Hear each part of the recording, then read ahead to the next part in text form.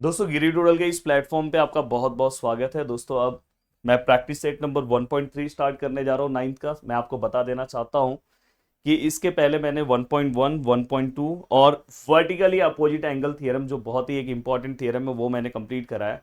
अब फाइनली हम 1.3 की ओर बढ़ रहे हैं और यहाँ पे 1.3 की सभी चीज़ों को हम कंप्लीट करेंगे। बट उसके पहले कुछ चीज़ें मैं आपको बता देना चाहता हूँ।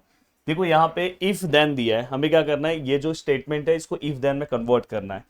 इफ देन में कन्वर्ट करना है मतलब दोस्तों कंडीशनल स्टेटमेंट में कन्वर्ट करना है। बहुत ही सिंपल सा है।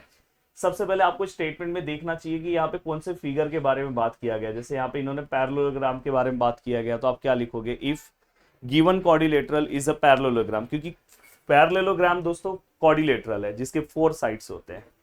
अगर आप दूसरा कुछ अगर बात करने जा रहे हो, अगर आप दूसरी चीजों पे अगर बात करोगे, जैसे फॉर एग्जांपल अगर ट्राइंगल आता है तो आप क्या बोलोगे, जैसे इक्विलेटरल आ रहा है तो आप क्या लिखोगे, if given triangle is an equilateral triangle. अगर समझो आइसोसेलेस आ रहा है तो आप क्या लिखोगे, if given triangle is N isosceles triangle.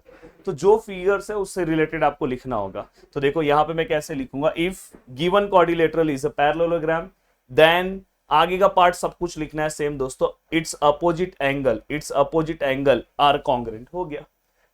कैसे लिखेंगे दोस्तों, if given quadrilateral is a parallelogram,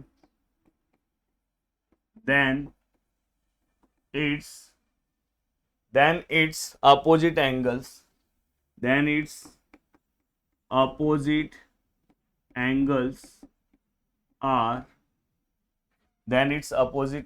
are congruent। हो गया। कितना सिंपल तरीके से लिखा। अब देखो ये वाला पार्ट आप खुद लिखोगे, the diagonal of a rectangle are congruent. आप क्या लिखोगे, इफ देन में कन्वर्ट करना है। सबसे पहले आप देखोगे भाई यहाँ पे किसके बारे में बात किया गया, रेक्टेंगल। आप आराम से लिख सकते हो। आप देखो किस तरह से आंसर लिखोगे, if given quadrilateral is a rectangle, same लिख रहा हूं दोस्तों, देन आगे का आपको लिखने आएगा, then the diagonals of a rectangle are congruent. तो अब then its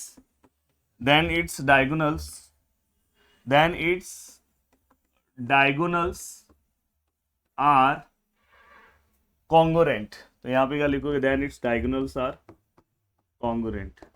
ये भी आपने लिख दिया। अब चलता हूं दोस्तों नेक्स्ट क्वेश्चन की ओर। हाँ, in isosceles triangle the segment joining the vertex and the mid point of the base is perpendicular to the base. देखो मैं इसको तो अलग तरीके से भी लिख सकते हैं, बट मैं आपको बहुत सिंपल तरीका बता रहा हूं। देखो यहाँ पे कॉमा है ना, यहाँ पे आप देन लिख दो और उसके आगे वाला पार्ट पूरा का पूरा सेम आएगा, द सेगमेंट ज्वाइनिंग सब कुछ सेम है। उसके पहले आप क्या लिखोगे, आइसोसेलेस ट्राइंगल है दोस्तों, आपको लिखना मैंने सिखाया। आप क्या लिखोगे, if a triangle is N isosceles triangle. तो यहां पे देखो मैं लिख रहा हूं इसका आंसर, इफ, देखो बहुत सिंपल सा, if a triangle, if triangle is an isosceles. कौन सा ट्राइंगल है दोस्तों, आइसोसेलस ट्राइंगल है। If triangle is an isosceles, then the segment, पूरा का पूरा सेम लिखो, segment joining the vertex and the midpoint of the base is perpendicular to the base। देख लेना मैंने सब प्रॉपर लिखा है कि नहीं, बट ये पूरा का पूरा पार्ट हो गया। तो इससे क्या हो गया, ये वाला भी पूरा आपके दिमाग में बैठ गया। अब चलते हैं दोस्तों आगे। अब दोस्तों हमें कन्वर्स लिखना है। देखो कन्वर्स में एक बहुत ही सिंपल सा रूल, एकदम ऐसा रूल बता रहा हूं कि एक छोटा बच्चा भी अगर देखे तो उसको समझ में आ जाए। कन्वर्स में मैंने हमेशा बोला कि जैसे अगर समझो मैंने इफ, यहाँ पे समझो मैं एग्जांपल ले रहा हूँ चॉकलेट, बहुत अच्छा चॉकलेट मैंने लिया है, इफ चॉकलेट देन मार्कर। अब दोस्तों यहाँ पे अगर मैंने इफ चॉकलेट देन मार्कर लिखा है, अगर मुझे इसका कन्वर्स लिखना है, कन्वर्स लिखना है तो मैं कैसे लिखूंगा? तो कन्वर्स मतलब दोस्तों इफ जो देन के बाद वाला पार्ट है उसको पहले लिखना है, इफ के साथ लिखना है। तो यहाँ पे क्या आएगा? इफ मार्कर देन, और जो इफ के साथ वाला है उसको बाद में लिखना है, देन यहाँ पे क्या आएगा दोस्तों? चॉकलेट। तो ये आपने लिख दिया। तो वैसे ही आपको करना है, जहाँ पे इफ है और जहाँ पे देन है उसको जस्ट क्या करना है दोस्तों? आपको इंटरचेंज करना है, देन उसके अकॉर्डिंग चीजों को क्या करना है दोस्तों? सॉल्व करना है। अब यहाँ पे अगर मैं आंसर देखने की कोशिश करूं, मैं फर्स्ट वाला क्वेश्चन बाद में सॉल्व कर रहा हूं, सबसे पहले मैं सेकंड वाला क्वेश्चन सॉल्व कर रहा हूं। अब देखो दोस्तों, यहाँ पे इफ दिख रहा है, देन दिख रहा है, तो मेरे लिए बहुत इजी है चीजों को कन्वर्ट करना जो सर ने बताया। तो देखो मैं यहाँ पे कन्वर्स लिख रहा हूँ, कन्वर्स। अब देखो कन्वर्स मुझे लिखना है, इफ जो देन के बाद है वो पार्ट लिखूंगा, the lines are parallel, but कितने लाइन्स है दोस्तों? 2 लाइन्स है। तो यहाँ पे क्या लिखोगे? If 2 lines are parallel then, अब देन के बाद आपको क्या करना है? इफ के बाद वाला पार्ट लिखना है, a pair of the interior angle, a pair of the interior angles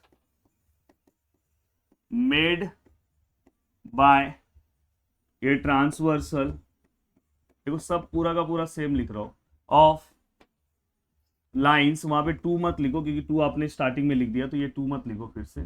lines are supplementary. तो यहां पे हमने पूरा का पूरा पार्ट दोस्तों लिख दिया। If 2 lines are parallel then, just मैंने बोला कि जो देन के बाद लिखा है वो इफ के साथ लिख दो, जो इफ के साथ है वो देन के साथ लिख दो। ये बहुत सिंपल हो गया। अब दोस्तों देखो यहाँ पे इस तरह का स्टेटमेंट दिया है, जैसे हम पहले इफ देन में कन्वर्ट करने वाले स्टेटमेंट थे, उस तरह का स्टेटमेंट यहाँ पे दिया है। और इसको हमें क्या करना है दोस्तों? कन्वर्स लिखना है। तो मैं क्या करूंगा? एक रफ वर्क करूंगा, और रफ में मैं क्या करूंगा पता है? ये आपको यहाँ पे नहीं करना है, आंसर्स में नहीं लिखना है, ये आप रफ में करो जो मैंने आपको पीछे सिखाया था। पहले आप इसको इफ देन में कन्वर्ट करो, देन आप क्या करो दोस्तों? इसको कन्वर्स लिखो। इफ आपको पता है, if quadrilateral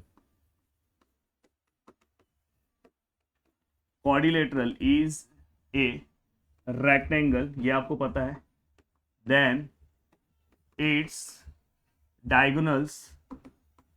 diagonals are congruent, ये आपको पता है। ये इफ देन वाला पार्ट हो गया। अब देखो दोस्तों, ये आपको पता है देन है, ये आपको पता है दोस्तों इफ है। अब आपको क्या करना है दोस्तों? इसका कन्वर्स लिखना है। क्या लिखना है? कन्वर्स। एक्चुअली ये रफ में करना है, कन्वर्स आप यहाँ पे लिख दो, टीचर को क्या पता चलता है? क्या लिखोगे? इट्स डायगोनल आर कॉन्ग्रेंट, तो आप क्या लिखोगे? Diagonal of a quadrilateral are congruent, ऐसे भी लिख सकते हो, या तो डायगोनल्स आर कॉन्ग्रेंट ऐसे लिखो। If diagonals of A quadrilateral are congruent then के बाद क्या लिखोगे? then quadrilateral तो ऑलरेडी लिखा है, then it is rectangle, हो गया, कन्वर्स हो गया। कितना मस्त, इतना सिंपल, इतने सिंपल तरीके से कन्वर्स शायद ही आपको कोई बताए। अब चलता हूं दोस्तों फर्स्ट। बस ये एक थोड़ा सा ट्रिकी क्वेश्चन है, जहां पे ना तो हमें इफ देन दिया है, ना तो हमें ऐसा कुछ क्वेश्चन दिया है रेक्टेंगल पैरेललोग्राम का कि जिसको मैं इफ देन में प्रॉपर कन्वर्ट कर दूं। तो यहाँ पे थोड़ा सा दिक्कत दिख रहा है, बट कोई प्रॉब्लम नहीं है दोस्तों। यहाँ पे देखो पैरेलल लाइंस दिख रहा है, तो एक्चुअली मैं क्या करूंगा? सबसे पहले इसको फिर से मैं रफ लूंगा, और फिर मैं क्या करूंगा? इसको आंसर लिखूंगा। ये रफ वर्क मैं बुक के पीछे करूंगा। जब आप एग्जाम में कर रहे हो तो आप आंसर सीट के लास्ट पेज पे रफ वर्क करते हो, वहां पे आप कर सकते हो। तो यहाँ पे क्या लिखूंगा? इफ 2 लाइन्स आर पैरेलल, देखो जैसे मैंने पीछे लिखा, if 2 lines are parallel then के बाद मैं क्या लिखूंगा? Then alternate angle, then alternate angle form bye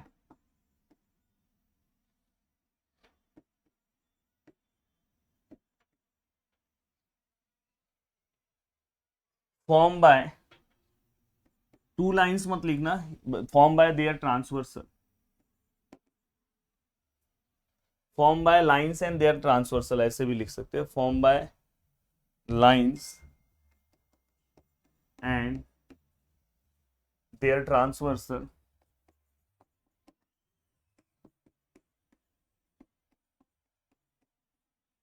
are congruent. अब देखो दोस्तों यहाँ पे मुझे इसको क्या करना है, कन्वर्स लिखना है। क्या लिखना है दोस्तों, कन्वर्स। कन्वर्स कैसे करूंगा, तो कन्वर्स लिखते टाइम आपको क्या ध्यान रखना है, इफ, अब दोस्तों यहाँ पे देन कहाँ पे ये, तो देन के बाद वाला पार्ट लिखोगे, if alternate angle form by lines and their transversal are congruent, if alternate angles form by lines and their transversal are congruent, then if के बाद वाला part, two lines are parallel, then two lines are parallel। तो देखो बहुत ही simple तरीके से मैंने लिखा है, ये जो रफ वर्क मैं लिख रहा हूँ वो आपको नहीं लिखना है, बस ओनली जो आंसर है वो आपको लिखना है। और यहाँ पे पूरा का पूरा पार्ट बहुत ही अच्छे तरीके से हमने कंप्लीट कर दिया। उम्मीद कर रहा हूँ कि वीडियो आपको बहुत ही पसंद आया होगा। वीडियो को देखने के लिए दिल से thanks, thank you so much दोस्तों।